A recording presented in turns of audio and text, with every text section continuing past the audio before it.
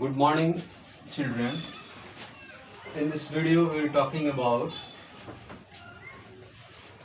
simple columnar epithelia. Okay.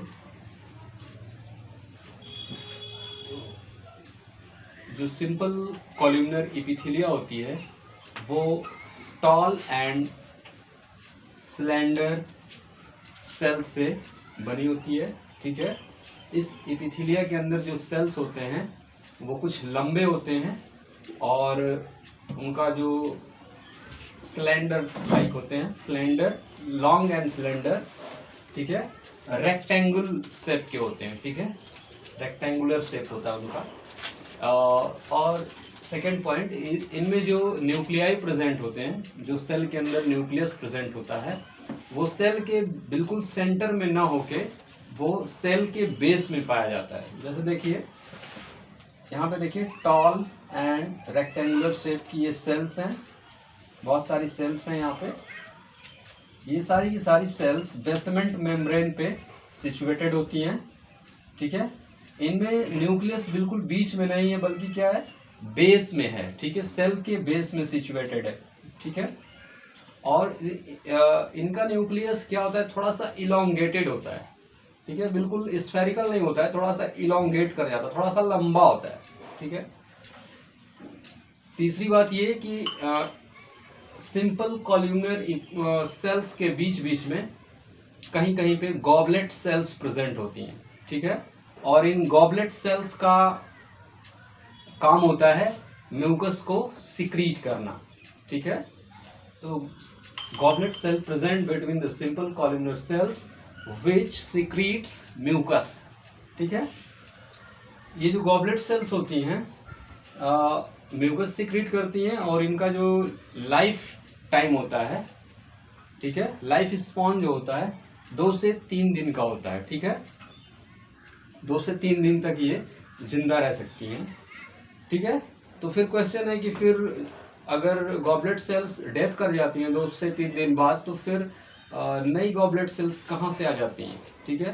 तो नई जो गॉबलेट सेल्स होती हैं वो इन्हीं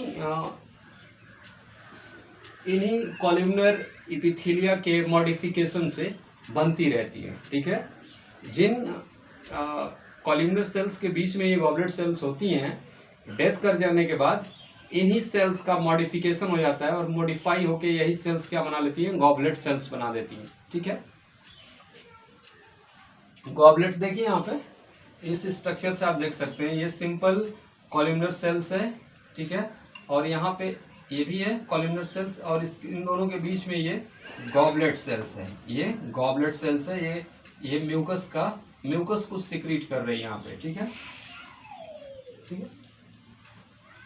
अब आइए जानते हैं सिंपल कॉल्यूमनर एपिथेलिया की बॉडी में लोकेशन कहाँ पे होती है। ठीक है।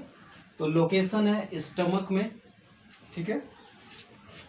स्टमक में ये एपिथेलिया पाई जाती है, उसके बाद इंटेस्टाइन में पाई जाती है और गॉल ब्लैडर में पाई जाती है, और जो बाइल डक्ट होते हैं, बाइल डक्ट जो होती है उसमें ये एपिथेलिया प्रेजेंट होते हैं। ठीक है। कभी कभी क्या होता है कि सिंपल कॉल्यूमनर एपिथेलिया की सेल्स में सीलिया प्रेजेंट होते हैं। ठीक है। ये देखिए यहाँ पे सीलिया प्रेजेंट है, यहाँ पे सीलिया प्रेजेंट है, सिंपल कॉल्यूमनर सेल्स है ये, और इसमें क्या है, सीलिया प्रेजेंट है। तो आखिर ये सीलिया प्रेजेंट होने का मकसद क्या है, क्यों यहाँ पे सीलिया प्रेजेंट है? तो जाहिर सी बात है कि कोई ना कोई स्पेसिफिक फंक्शन होगा यहाँ पे। ठीक है। जिसके लिए यहाँ पे सीलिया प्रेजेंट है। तो ये सीलिया इसलिए प्रेजेंट होते हैं कि पाइप में या डक्ट में मूवमेंट को, यूनिडायरेक्शनल मूवमेंट के लिए। ठीक है। कोई लिक्विड है या कोई सब्सटेंस है, वो फ्लो कर रहा है किसी पाइप में या किसी डक्ट में, तो उस सब्सटेंस को यूनिडायरेक्शन में फ्लो के लिए ये सीलिया प्रेजेंट होते हैं। ठीक है। अगर किसी वजह से ये सीलिया डिस्ट्रक्ट हो जाते हैं, नष्ट हो जाते हैं, तो क्या होगा, वो जो फ्लो होगा, यूनिडायरेक्शनल फ्लो होगा लिक्विड का या सब्सटेंस का, वो क्या हो जाएगा, सही ढंग से नहीं हो पाएगा। ठीक है। तो ये जो सिंपल कॉल्यूमिनर सेल्स होती हैं, इनका जो मेन फंक्शंस होता है, ये क्या करती हैं, इंटेस्टाइन में क्या करती हैं, एब्जॉर्प्शन का काम करती हैं। ठीक है, ये जो डाइजेस्टेड जो फूड मटेरियल होता है उसको ये एब्जॉर्ब करती हैं। ठीक है, इसीलिए इसका सरफेस क्या है, थोड़ा ज़्यादा है, बाकी सेल से थोड़ा सा सरफेस इसका ज़्यादा है, इसकी लेंथ ज़्यादा है, विड्थ ज़्यादा है। ठीक है, तो इसका ओवरऑल जो सरफेस एरिया है वो ज़्यादा होता है, जिससे कि ये ज़्यादा से ज़्यादा सब्सटेंस को एब्जॉर्ब कर सके। ठीक है, तो ठीक है, इस वीडियो में बस इतना ही। Okay, thanks.